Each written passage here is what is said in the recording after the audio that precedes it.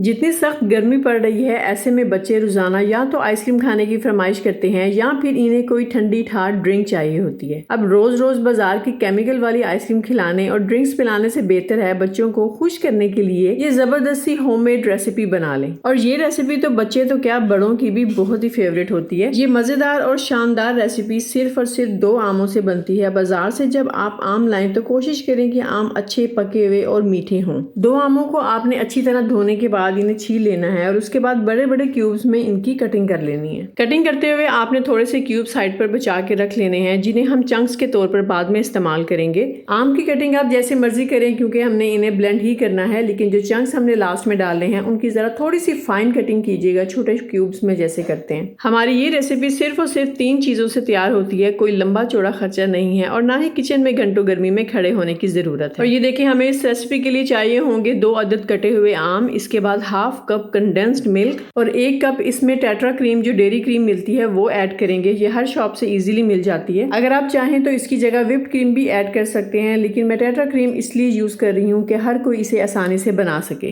Tetra cream pack बिल्कुल ठंडा होना चाहिए। इसको यूज करने से पहले आपने फ्रीजर या फ्रिज में रखना है। अच्छे से ठंडी होगी तो रिजल्ट बहुत ही अच्छा आएगा। अब इन तीनों चीजों को ब्लेंडर में डालकर अच्छे से ब्लेंड कर लेंगे। अच्छा, बहुत से लोगों को कंडेंस मिल्क जो है वो बाजार से नहीं मिलता या बहुत एक्सपेंसिव लगता है, तो आप ये कंडेंस मिल्क बहुत आसानी से घर में भी बना सकते हैं। इसका तरीका यह है कि आपने दूध और चीनी की बिल्कुल सेम क्वांटिटी लेनी है, यानी अगर 1 कप दूध है तो 1 कप ही चीनी डालनी है। अब इन्हें हल्की आंच पर तब तक पकाना है जब तक चीनी अच्छी तरह घुल ना जाए और दूध पक पक कर थोड़ा सा गाढ़ा ना हो जाए। जब इसकी कंसिस्टेंसी बिल्कुल बाजार के कंडेंस मिल्क की तरह ठीक हो जाए और हल्का सा क्रीमी रंग भी आ जाए तो चूल्हा बंद कर दें। ठंडा होने पर ये मजीद गाढ़ा हो जाएगा और आपका होममेड कंडेंस मिल्क बिल्कुल रेडी है। तो जो तरीका मैंने आपको बताया इसको फॉलो करते हुए कंडेंस मिल्क बनाएंगे ना तो बहुत ही अच्छा घर में बन जाएगा। अच्छा, अब इन तीनों चीजों को बहुत अच्छे से ब्लेंड करना है ताकि आम का कोई भी रेशा बाकी ना रह जाए और इसकी बहुत ही स्मूथ और क्रीमी प्यूरी बन जाए। जितना अच्छा ब्लेंड होगा उतनी ही सॉफ्ट प्यूरी बनेगी और आइसक्रीम भी उतनी ही अच्छी बनेगी। अब तक तो आपको पता चल चुका होगा कि मैं होममेड मैंगो आइसक्रीम की रेसिपी बना रही हूँ। अब यहाँ मैं आपको बहुत ही जबरदस्त एक टिप देने लगी हूँ जो आपकी आइसक्रीम को बिल्कुल बाजार जैसी लुक देगी। वो ये कि जिस बाउल या कंटेनर में आपने आइसक्रीम को फ्रीज करने के लिए रखना है, इसके नीचे आपने कोई प्लास्टिक शीट या क्लिंग शीट जरूर बिछा लेनी है।